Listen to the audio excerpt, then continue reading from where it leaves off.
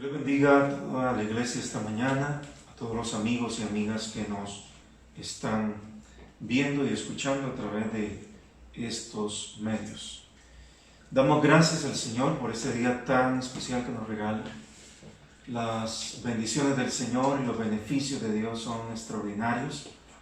Poder estar hoy con salud, vivos, con esperanza. La Escritura dice: ahora permanecen la fe, la esperanza y el amor, esos tres, pero el mayor de ellos es el amor.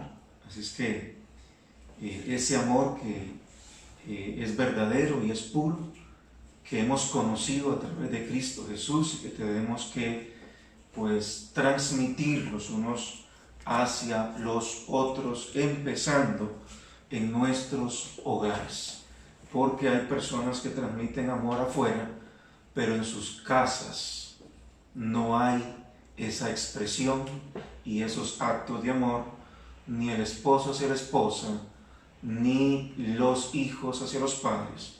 Así es que hoy que el Señor nos gobierne, nos ministre. Estamos dando continuidad a lo que es entonces la serie de estudios sobre Apocalipsis, bajo un objetivo que ha sido decir que Apocalipsis es un libro abierto.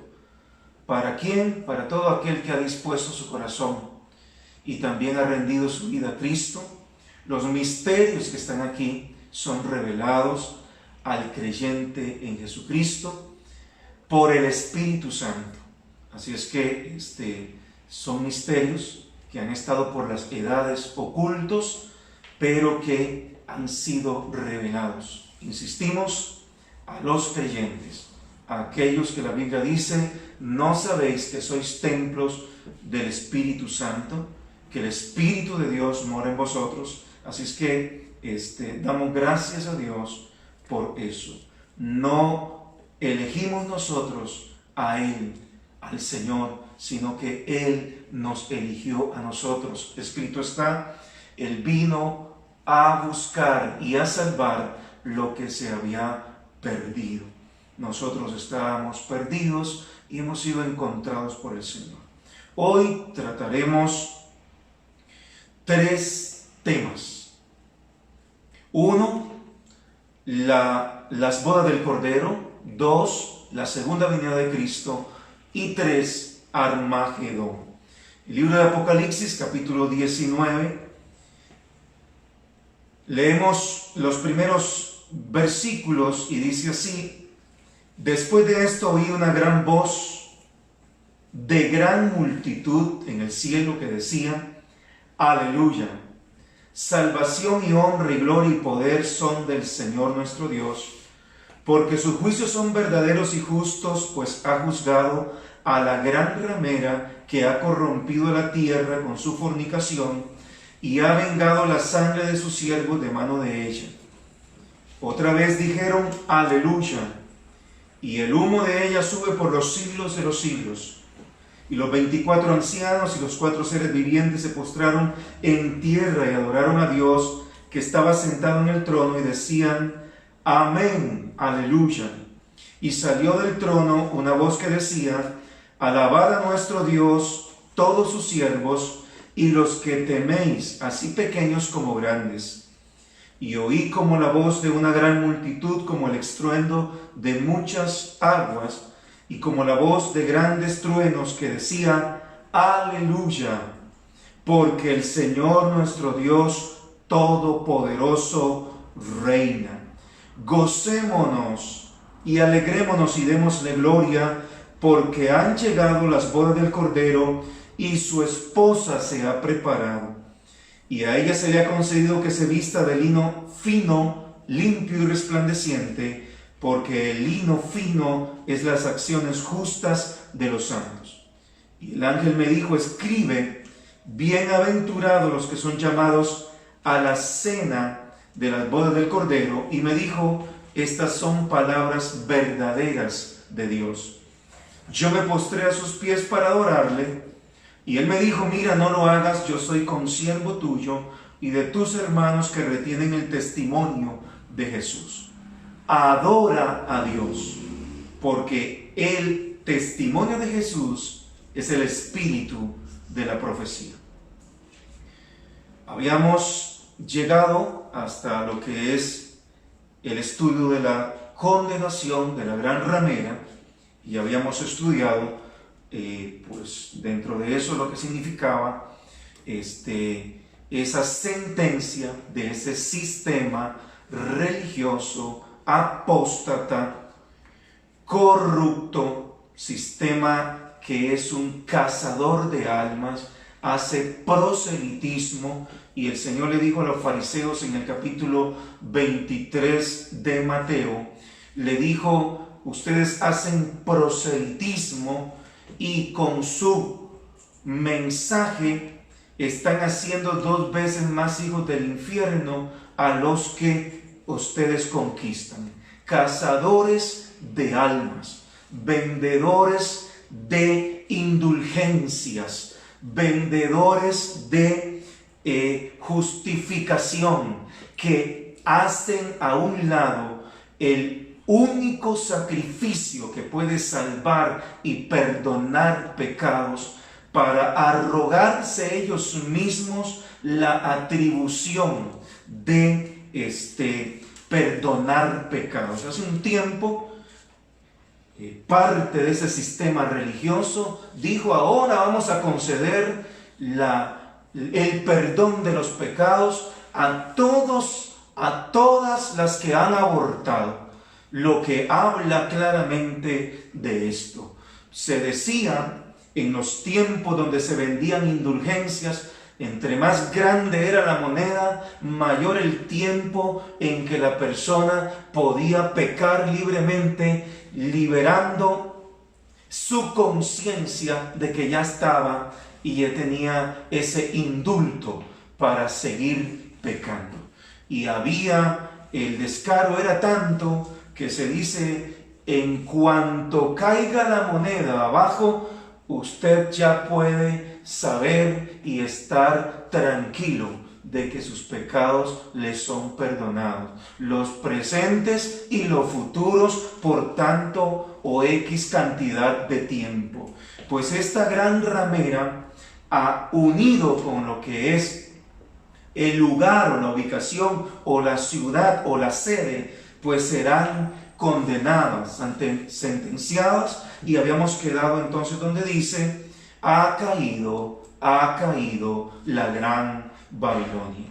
Hoy estamos en el capítulo 19 y hay alabanzas en el cielo. Una vez más encontramos en el libro de Apocalipsis alabanzas en el cielo.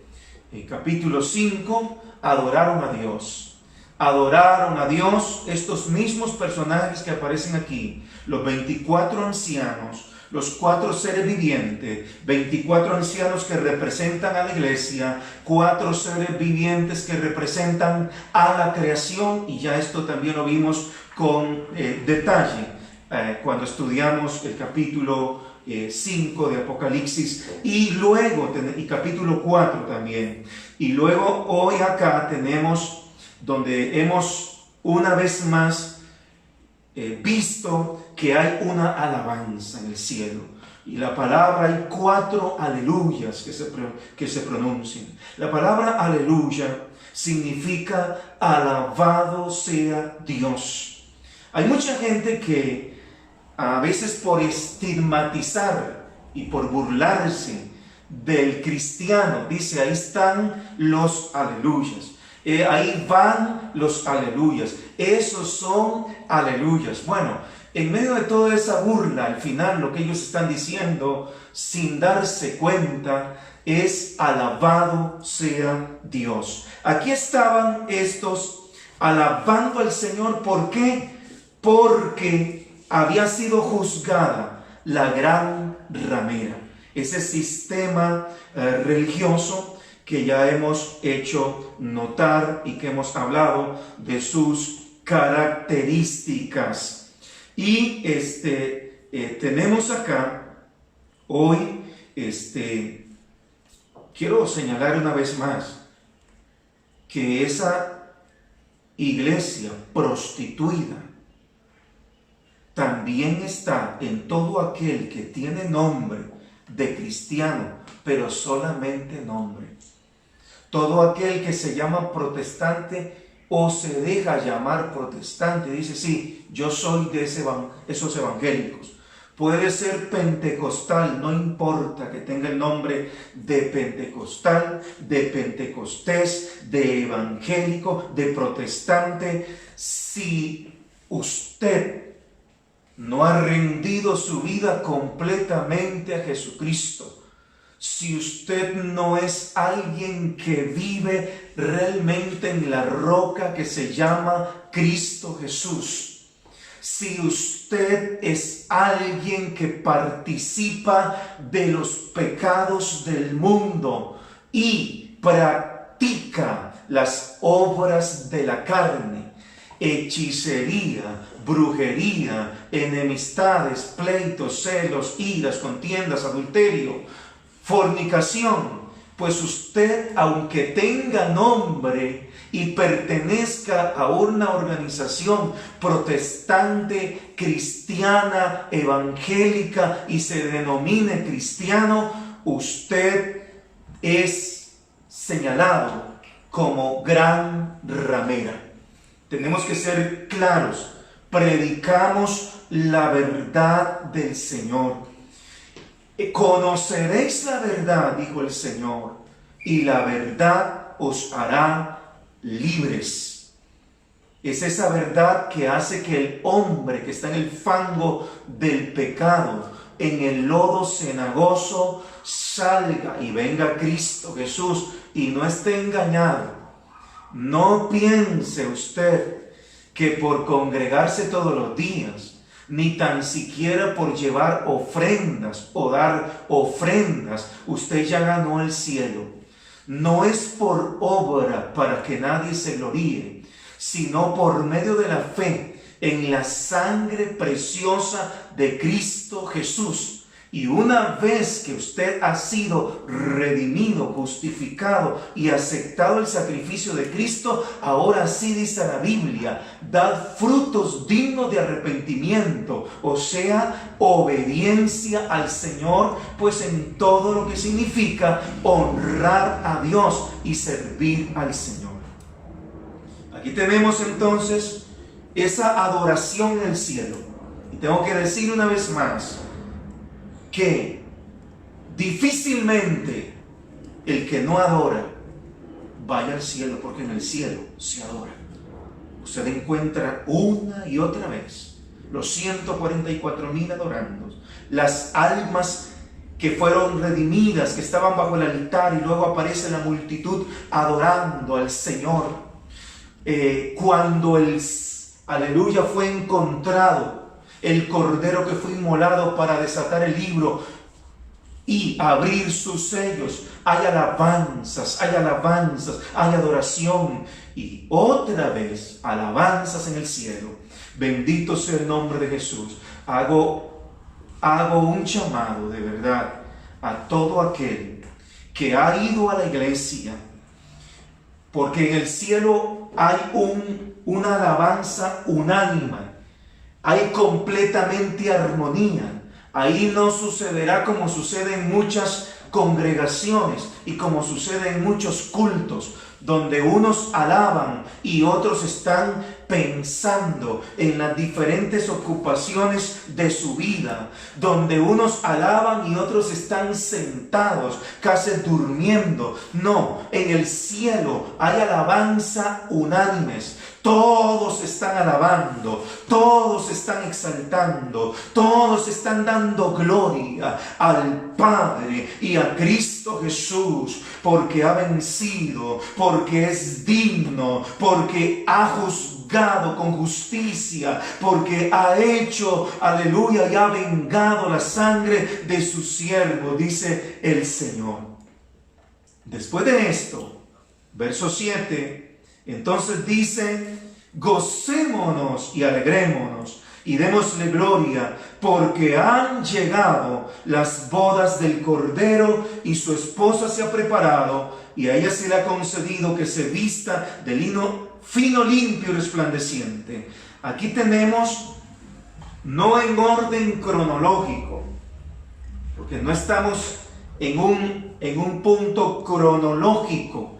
Apocalipsis no necesariamente habla cronológicamente, sino que acordémonos que la iglesia, antes de la gran tribulación, la iglesia, o sea, antes de esta serie de juicios que ya ha pasado, los 7 sellos, las 7 trompetas y las 7 copas de la ira de Dios, y el juzgamiento y la condenación de la gran ramera, y antes de que suceda eso, la iglesia ha sido arrebatada al cielo. El acontecimiento que se conoce precisamente como arrebatamiento de la iglesia. En un abrir y en un cerrar de ojos, los que esperan en Cristo y los que han dormido esperando a Cristo, ese esperar después de la muerte, esa esperanza gloriosa, pues entonces dice que ellos serán levantados, resucitarán, y nosotros que habremos quedado seremos transformados en un abrir y cerrar de ojos para recibir al Señor en el aire.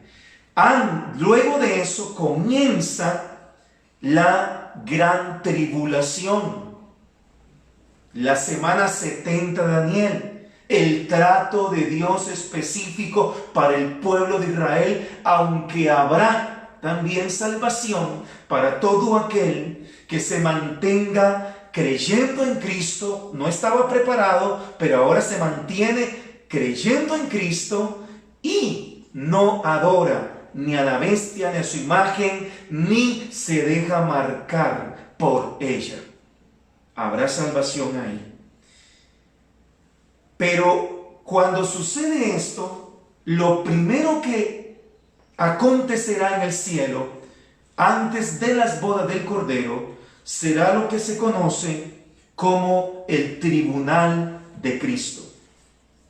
Primera de Corintios capítulo 5, verso 10 dice: porque es necesario que todos nosotros comparezcamos ante el tribunal de Cristo. Y cuando está hablando Pablo, está diciendo nosotros, está diciendo la iglesia, para que cada uno reciba según lo que haya hecho mientras estaba en el cuerpo, sea bueno o sea malo. 1 Corintios 3, 1 al 15, 11 al 15 dice: porque nadie puede poner otro fundamento que el que está puesto, el cual es Jesucristo. Y si sobre este fundamento alguno edificare oro, plata, piedras preciosas, madera, heno, hojarasca, la obra de cada uno se hará manifiesta, porque el día la detectará. Pues por el fuego será revelada, el fuego de la gloria de Dios, y la obra de cada uno, cual sea el fuego, la probará. Si permaneciera la obra de alguno que sobreedificó, recibirá recompensa. Si la obra de alguno se quemare, él sufrirá pérdida, si bien él mismo será salvo, aunque así como por fuego. Vamos a ver, esto se conoce como el tribunal de Cristo. Toda la iglesia comparecerá ante el tribunal de Cristo, que es diferente al juicio del gran trono blanco. Este tribunal de Cristo no es para condenación. Ya la iglesia ha subido. Será para juzgar las obras. Se dice que este es un juzgamiento de las motivaciones. Ahí comparecerán entonces toda la iglesia, todos nosotros, y se nos dirá: bueno, aquí se revelará ante la presencia de Dios y ante el fuego de la gloria de Dios, se revelará con qué motivación tú predicaste. Si predicaste, ahí estarán pastores, evangelistas, profetas, maestros, apóstoles, ahí estarán, y se desnudará las intenciones por las cuales proclamaron el Evangelio. Aquellos que proclamaron el Evangelio porque realmente amaban a Jesucristo, entendieron que servían al Señor y que debían de predicar para que las personas conocieran el amor y la verdad de Cristo Jesús. Y estarán también aquellos que predicaron al Señor para tener fama y muchos de ellos para tener riquezas. Aunque sean salvos, dice, su obra será quemada. Estarán, bueno, obviamente aquellos que predicaron, no estoy hablando de falsos profetas en este momento de forma específica, porque esos son parte de la gran ramera. Estamos hablando de aquellos que su motivación era ser asalariados, aunque predicaban la verdad, por ejemplo. Ser pastores que lo único que les interesaba era tener un medio de vida, nada más, aunque predicaban la verdad. Y en su corazón tenían el predicar la verdad. Esos comparecerán ahí. Muchos que sus motivaciones estaban equivocadas y servían al Señor, pero en su interior lo hacían de mala gana. A eso se refiere con los que habían edificado sobre ese fundamento con madera, con heno, pasto seco u hojarasca. El fuego las quemará, de nada les servirá. O sea, no tendrán recompensa. No disfrutarán de las mansiones. No, posiblemente tendrán lugares de menor categoría y coronas menos adornadas.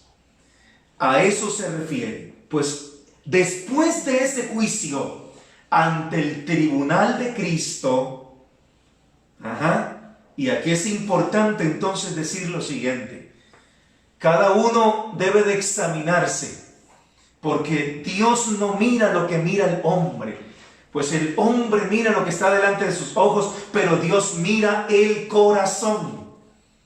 Y aquí, aquella gente que nunca entendió que tenía que cuidar su corazón para Dios y ser fiel, ser honesto, ser verdadero, aquí dirá: pero yo trabajé tanto, yo hice esto, yo hice lo otro, yo hice aquí, yo hice allá. Pero el Señor le dirá: pero tu corazón no era perfecto, tu corazón no servía con alegría, tu corazón no se dispuso para darme toda la gloria a mí, sino que querías una parte de esa gloria para ti y por eso trabajaste también. Bendito sea el nombre de Jesús. Ahora sí, inmediatamente después de esto vienen las bodas del Cordero, que son diferentes, que es un acto diferente a lo que es la cena del Cordero. Para que haya, obviamente, cena, tiene que haber bodas. Y después de las bodas hay cena. Pues entonces vienen las bodas del Cordero. Y dice que a la esposa se le ha concedido que se vista de lino fino, limpio y resplandeciente, que habla de pureza, que habla de santidad, que habla de justificación. Tiene los vestidos blancos, la boda, la novia del Cordero. Hebreos 12:14 dice: seguid la paz con todos y la santidad, sin la cual nadie verá al Señor. Gente con contiendas, pleitos, resentimientos, amargura, no podrá ver al Señor. Vestidos blancos son los que siguen la paz, los que son pacificadores. Y en esto que el Señor nos ayude, porque hay mucha iglesia del Señor que ha olvidado de que su lucha es contra carne, no es contra carne, ni sangre, sino contra principados, potestades, gobernadores en las regiones celestes, contra huestes espirituales de maldad.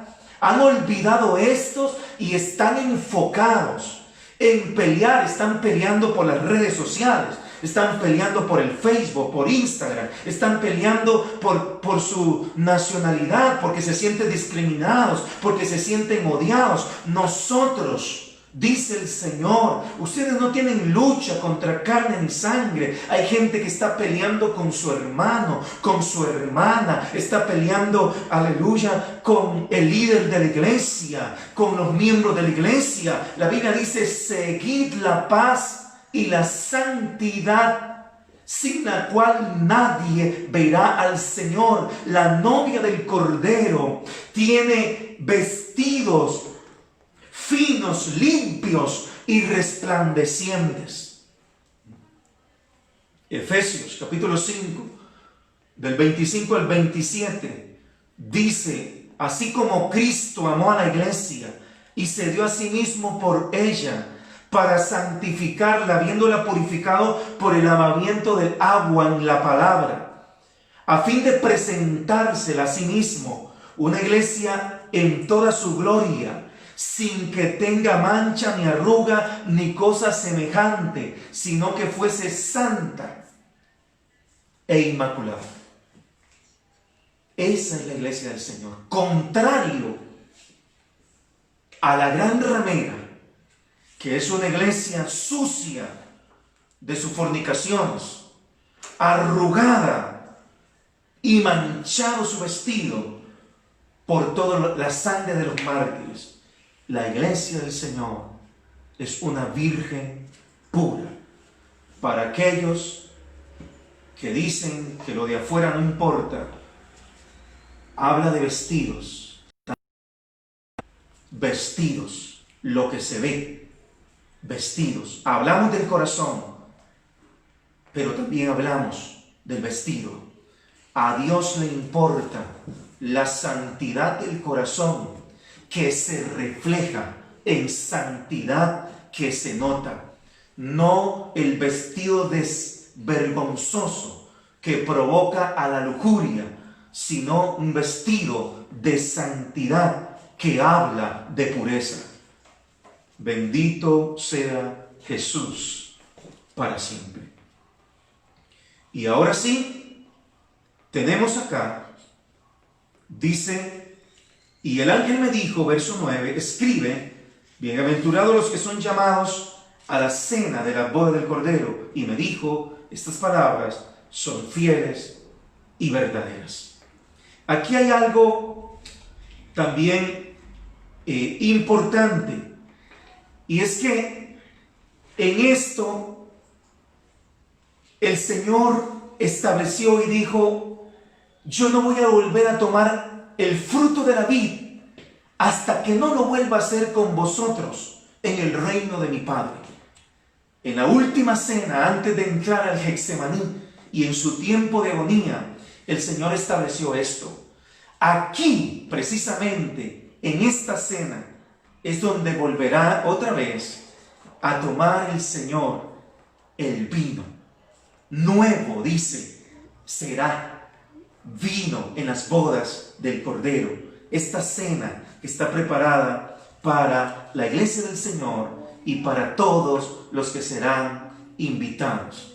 Ahí estarán los patriarcas, ahí estará Abraham, Isaac, Jacob, ahí estarán todos aquellos que además de iglesia estarán como invitados presenciando esta cena y estas bodas del Cordero.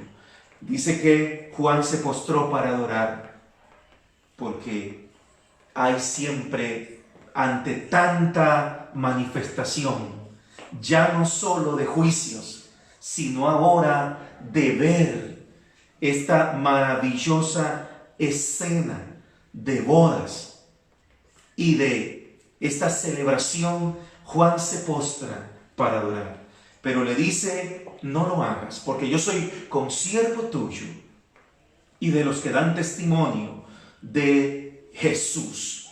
Entonces, aquí tenemos algo, una de las evidencias claras.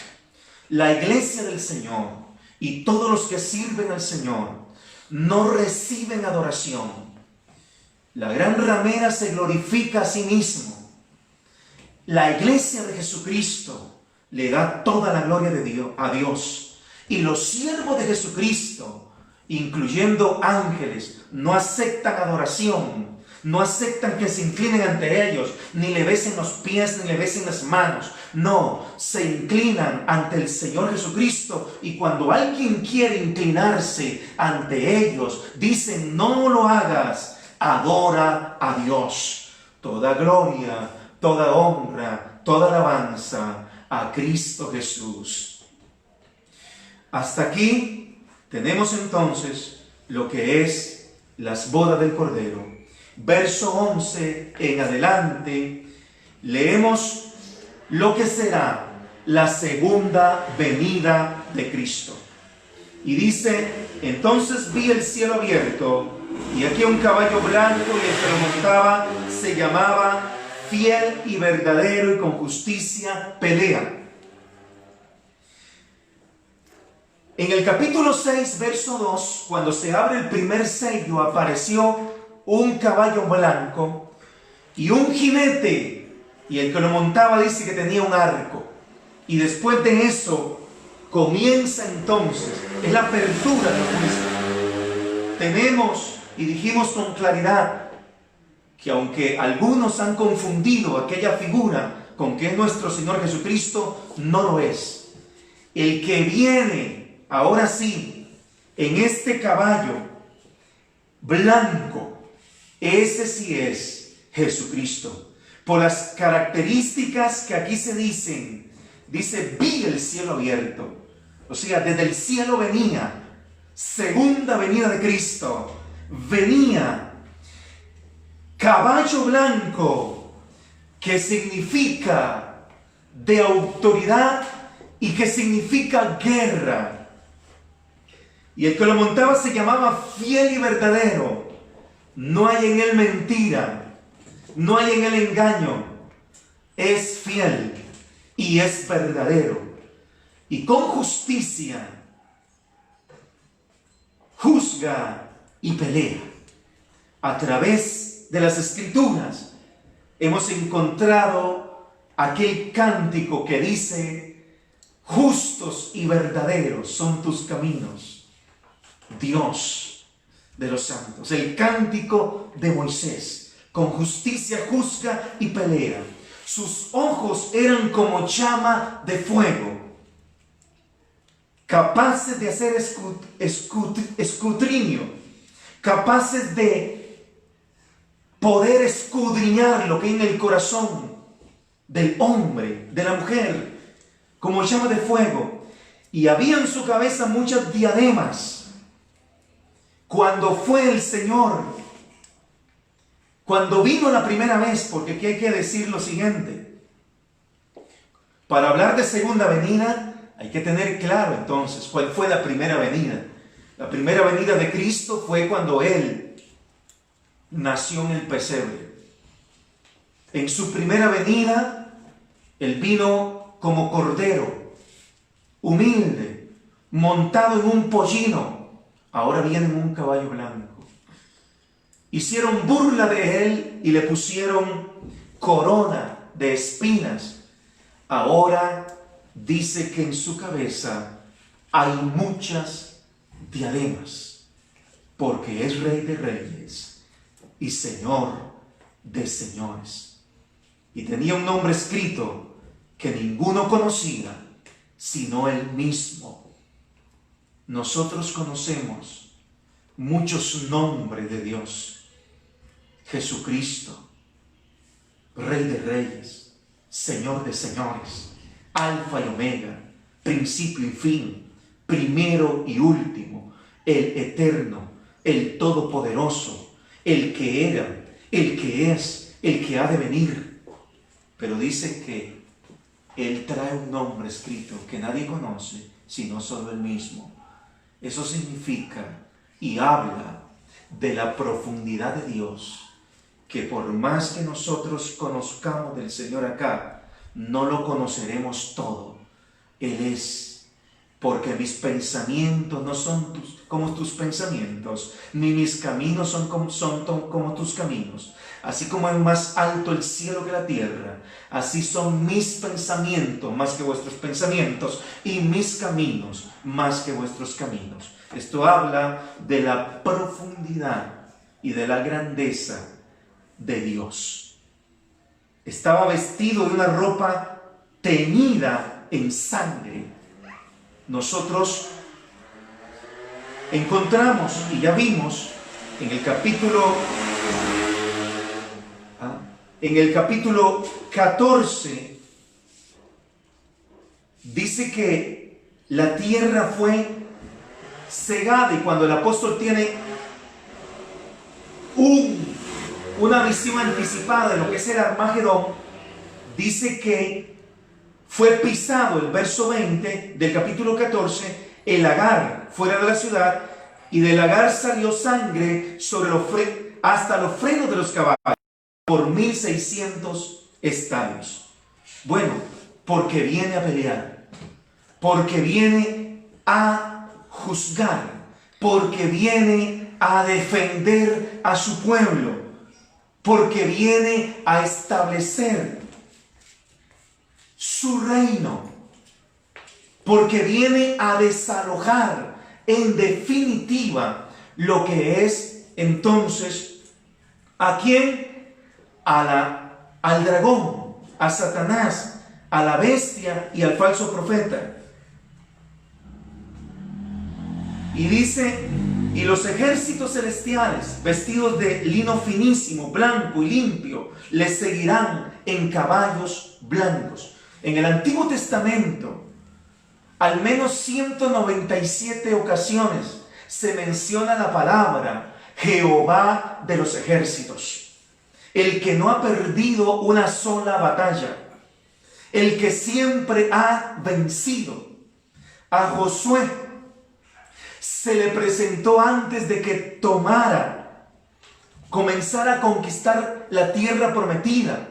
Se le presentó un varón y Josué le dijo, ¿eres de los nuestros o eres de nuestros enemigos? Y aquel ángel que era Jesucristo, el Señor, le dijo, yo he venido como príncipe del ejército de los cielos. Ese es el mismo que viene aquí, siempre denominado así, como el ejército, como el comandante, como el general en mando de los ejércitos celestiales. ¿Quiénes vendrán ahí? Todas las huestes de ángeles. ¿Quién más vendrá ahí? La esposa, la novia del Cordero. La gran noticia que nosotros tenemos es que ya para esta guerra, pues entonces se sabe cuál ejército saldrá victorioso.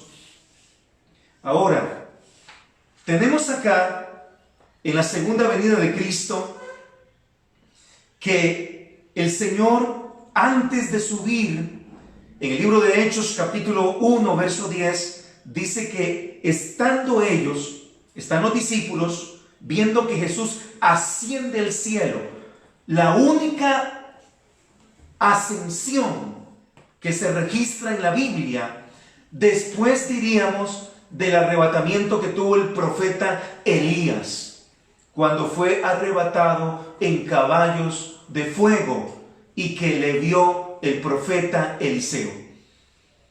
De las únicas dos ascensiones, después usted no encuentra en la Escritura ninguna otra ascensión, ni de María, ni de Pedro, ni de Juan, ni de ninguno otro, solo la ascensión de Cristo. Y entonces se paran los ángeles y le dice, así como ustedes han visto que se ha ido, así regresará a la tierra. Y es aquí donde regresa. Es aquí donde el Señor otra vez viene. Y esta es la diferencia, otra vez, entre el arrebatamiento de la iglesia. En el arrebatamiento de la iglesia, le verá la iglesia, pero el mundo no le verá. porque no pondrá sus pies sobre la tierra.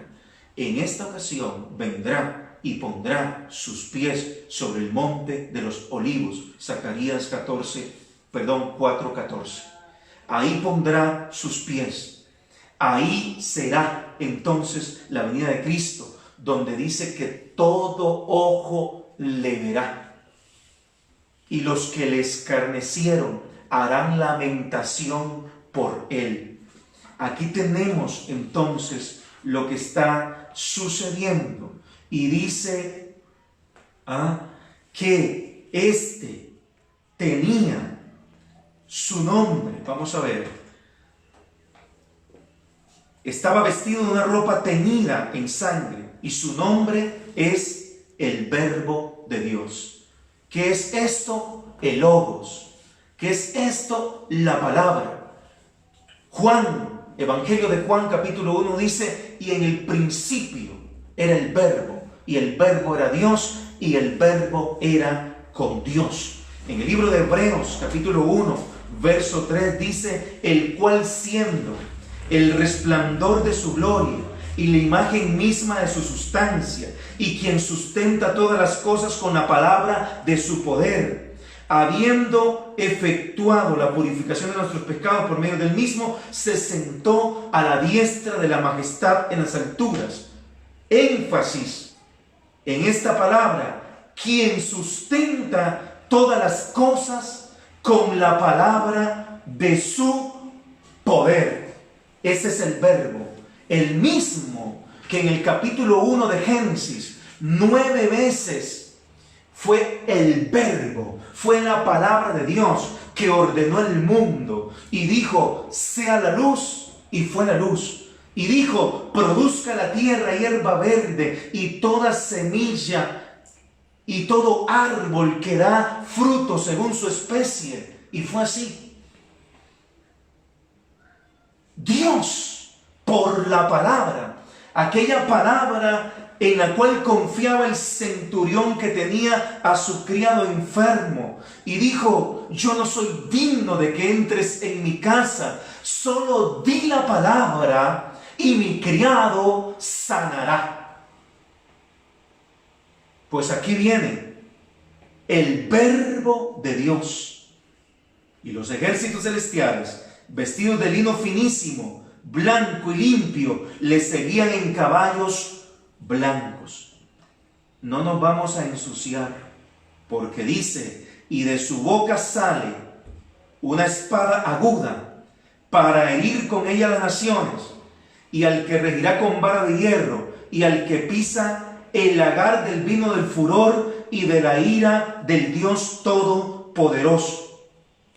Y en su vestidura y en su muslo tiene escrito este nombre: Rey de Reyes y Señor de Señores.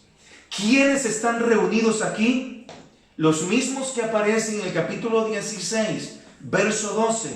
El sexto ángel derramó su copa sobre el río Éufrates, y el agua de este se secó para que estuviese preparado el camino a los reyes del oriente. Y vi salir de la boca del dragón, y de la boca de la bestia, y de la boca del falso profeta, 3 espíritus inmundos a manera de ranas, pues son espíritus de demonios que hacen señales y van a los reyes de la tierra en todo el mundo para reunirlos a la batalla de aquel gran día del Dios Todopoderoso.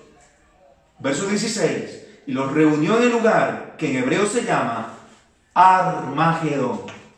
Aquí tenemos entonces, esto es lo que ha sucedido. Dios, en sus propósitos divinos, utilizando a aquellos demonios en forma de ranas, engañó a las naciones. El enemigo engañó a las naciones para reunirlos ahí. Digo esto, y dijimos en aquel momento que muchas veces Satanás y los demonios sirven a los propósitos divinos. Salieron a engañar y fueron reunidos ahí. ¿Para qué? Supuestamente 2 cosas. 1, impedir la segunda venida de Cristo. el arribo de Cristo a la tierra. Y número 2, para pelear contra Israel y aniquilarlo completamente y borrarlo de la faz de la tierra. Por eso tenemos que decir aquí algunos de los propósitos, no todos, pero algunos de los propósitos de la segunda venida de Cristo. Número 1, tomar posesión de la tierra. Acuérdese que toda la ejecución de los juicios de Dios sobre la tierra, a través de esta serie de juicios y de la condenación de la gran ramera, toda esta ejecución, todo lo que se denomina gran tribulación, tiene que ver con la redención de la creación, del mundo entero. Y esto es el acontecimiento también importantísimo dentro de esta redención de Dios. Luego, el propósito de salvar a su pueblo Israel. Acuérdese que el anticristo había hecho un pacto y que Israel lo había aceptado al anticristo como su Mesías, aquel hombre cuyo gobierno las naciones habrán proclamado paz y seguridad, el hombre de pecado que después rompió el pacto con Israel y cometió la abominación y entró al santuario, al templo que en Jerusalén ya existen los mapas para construirse en ese templo. Se sentará y se hará pasar por Dios, pero el pueblo de Israel abrirá los ojos y entenderá que el anticristo no es su Mesías. Romperá el pacto e entrará y se cumplirá lo que se llama la abominación desoladora que habló el profeta Daniel. Aquí, el pueblo de Israel en la segunda venida de Cristo será salvo por el mismo Dios.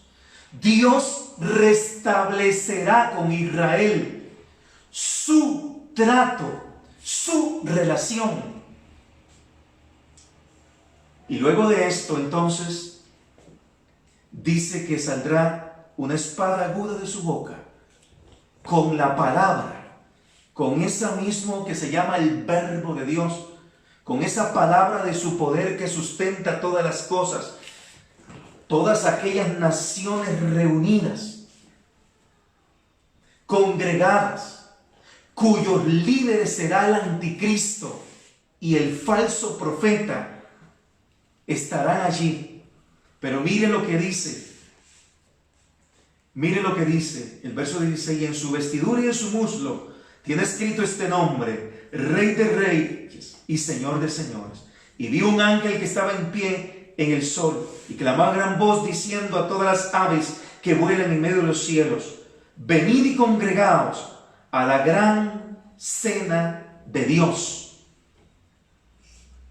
para que comáis carne de reyes y de capitanes, carne de fuertes, carne de caballos y de jinetes, y carne de todos, libres y esclavos, pequeños y grandes. Y vi la bestia y a los reyes de la tierra y a sus ejércitos reunidos para guerrear contra el que montaba el caballo y contra su ejército.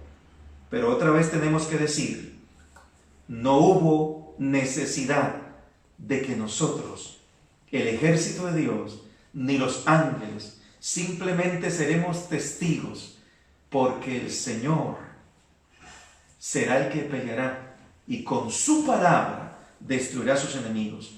Y vea lo que sucede. Y la bestia fue apresada, y con ella el falso profeta. Es decir, iniciando la guerra, lo primero que sucede es que el ejército queda sin su líder.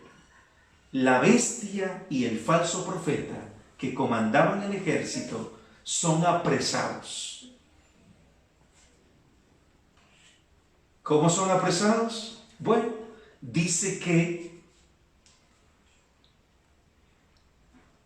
y la bestia fue apresada, y con ella el falso profeta que había hecho delante de ella las señales, con las cuales había engañado a los que recibieron la marca de la bestia y habían adorado su imagen. Estos dos fueron lanzados vivos dentro de un lago de fuego que arde con azufre. ¿Qué sucedió? Inauguraron el lago de fuego. Fueron lanzados vivos. Fueron tenidos por indignos de enfrentarse y tan siquiera empezar la batalla en contra del Cordero de Dios, del Rey de Reyes y del Señor de Señores. Por eso tenemos que decir hoy, aquí, algo importante, y voy cerrando. Una vez más, Apocalipsis, este libro de revelación, es un libro que narra victorias, que narra triunfos de Dios, del ejército de Dios, de su iglesia. El Señor está próximo a ejecutar la redención completa sobre este planeta. ¿Qué sucede sobre su creación? ¿Qué sucede aquí? Es la ejecución y el cumplimiento de la voluntad de Dios. Es restablecer lo que había en el huerto del Edén antes del pecado. Eso es lo que sucede con esta ejecución de la redención divina. Cristo Jesús apareció para reconciliar en Él, dice la Escritura, todas las cosas. Y su plan de ejecución está siendo aquí una realidad. Verso 21, y los demás fueron muertos con la espada que salía de la boca del que montaba el caballo, y todas las aves se saciaron de las carnes de ellos. Esto es lo que se denomina la guerra del Armagedón, que tendrá lugar en Israel, en ese lugar que se llama Megiddo. Ar, que significa monte, y Megiddo, que significa cortar, o sea, monte de guerra. Ahí está. Se dice que Napoleón visitó este lugar y que cuando llegó ahí dijo: aquí se peleará la próxima guerra mundial.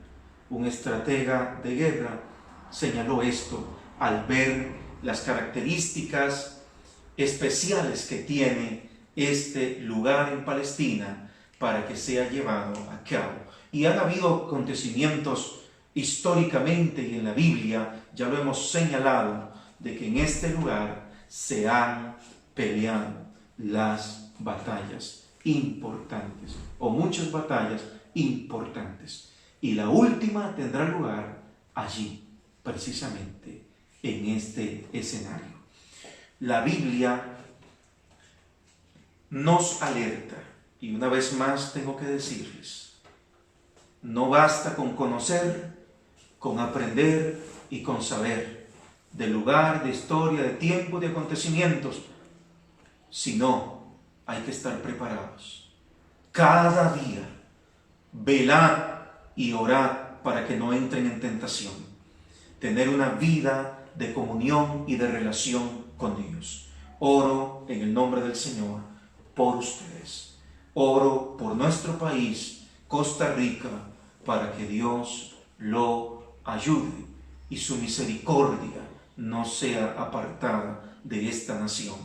Tenemos que decir que en Costa Rica hay tanto pecado, creo yo, como hay en muchas naciones, como hay en el mundo entero.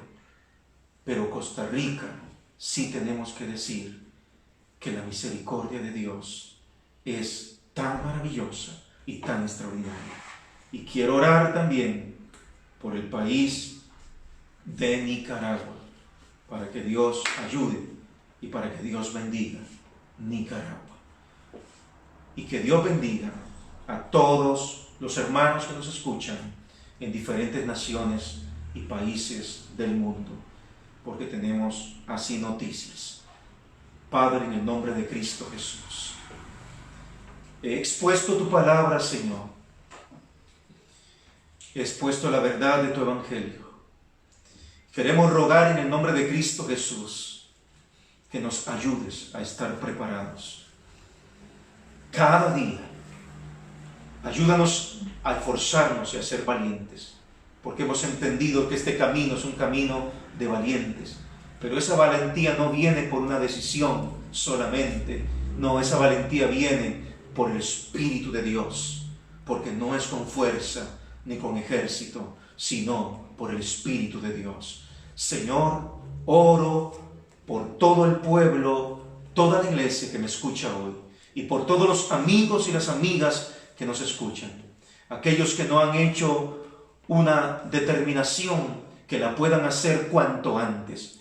Y los que están decididos hoy, repitan esto conmigo y díganle: Padre, en el nombre del Señor Jesucristo, vengo delante de ti. Reconozco mis pecados. Lávame con tu sangre. Límpiame de toda maldad. Escribe mi nombre en el libro de la vida. Y ayúdame a seguirte y a servirte.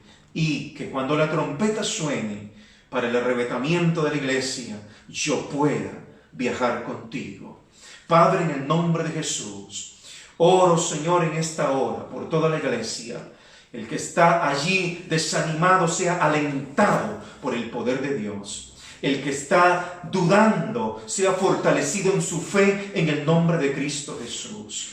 Oro, Padre, en el nombre de Cristo Jesús, que el que está enfermo sea sanado ahora por las llagas de Cristo Jesús. En el nombre de Jesús, reprendo toda enfermedad y declaro los cuerpos sanos en el nombre de Jesús. Oro, Señor, por Costa Rica. Quiero darte gracias por tu misericordia y pedirte que no apartes tu manto de misericordia sobre esta nación.